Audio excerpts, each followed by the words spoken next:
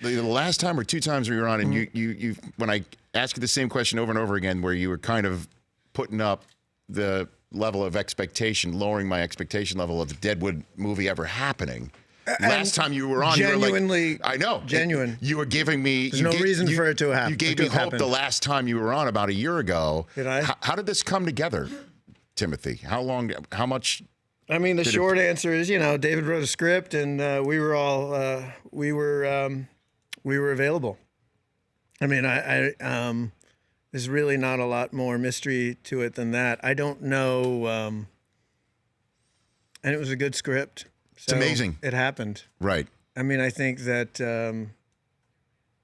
my experience reading it, similar to the experience you just showed that clip of scene with I did with Dayton Callie, and I have this experience watching that clip that I think you probably share. As soon as Dayton comes on the screen, I think, oh, I just love that guy. I just loved. I mean, I have a personal relationship with him. I loved working with him all those years ago. All these memories come right back. But then there's a character that's attached to him, that I just love that character. Charlie and Utter. Just loved it. Mm-hmm. I just loved him and feel like I know him. It's such a bizarre intimacy that you have with these characters from that show because they were all so richly drawn.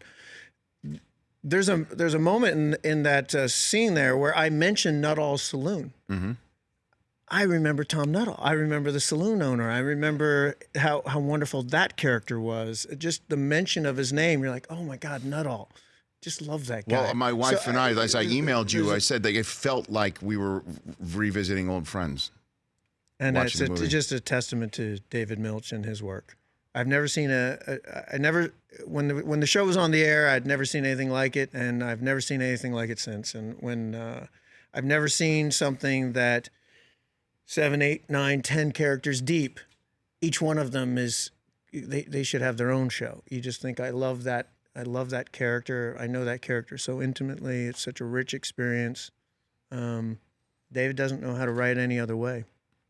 There's a moment in the movie, I don't know if you noticed, there's a moment in the movie where basically a mob forms and threatening violence. And there's a moment where one of the mob people in the crowd yells, "I hope you die in the street like my dad did." And I remember thinking, any other writer would have just written, "I hope you die in the street." Mm-hmm. Milch added, "like my dad did." He added like a backstory in just a few words for an extra. For a moment, you just kind of go, wait, what's his deal? What's this guy's deal? Are we going to get to know him too? Because he's got a whole background. He's got a whole story. Right. That's amazing. Amazing piece of work. And it truly is. And, like I said, just to see it all materialize once again. Why did it end? I've never really heard. I don't know.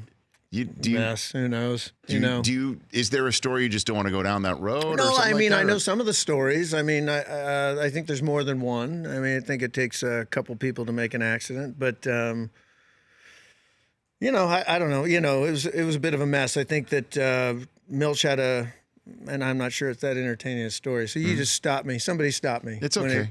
Milch, I think he had to deal with Paramount. I think the show was crazy expensive.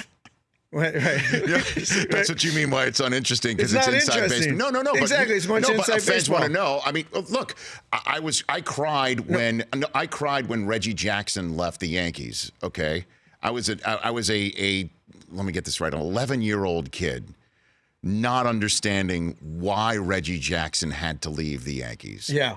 But somebody sat me down and said, well, you know what? There's the owner, and he was making a lot more money. Sure. He could make a lot more money. He thought he was worth all that. This is very similar to that story. That's what I mean. But there is a business side of things that, I think. David called me in the morning and said, we're done. I just bought a house.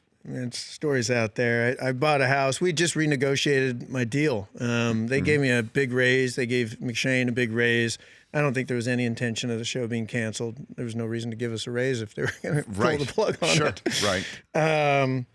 And they wouldn't, they foolishly gave us a bunch of money and then canceled the show. what he explained to me that morning is he felt like he was getting the nudge, and when someone gives you a nudge, it's better to walk away. And I said, okay, I figured he was exhausted and needed a break. Well, I mean, and it is because it's such a deep show, and it's. I don't know how he did it for 3 years. Was he literally writing you a scene before you were doing it and handing you a page, and you had to learn? And you had to learn that iambic, that filthy iambic handwritten pages pentameter off the top of your head. Pencil. Are you serious? Dialogue in pencil. Couldn't stop himself. The problem was never, he just can't stop himself. He was. Forced to be reckoned with, and I'd never seen anything like it, and ruined me ruined me going forward. I mean, ruined me for people, other writers. I see what you're saying. Yeah, because I'd say we could rewrite this, but this could get better, and they're like, we're shooting it in an hour, and I was like, yeah, I've seen it. It's totally doable. Yeah, I've seen it. This is totally doable. Right. Somebody get me a pencil. Yeah. And then not so much. Well, not everyone's so fond of that process. But you know what? It's where all the fun is. For more of The Rich Eisen Show, tune to Audience Channel 239 on DirecTV for free on BR Live or download The Rich Eisen Show app.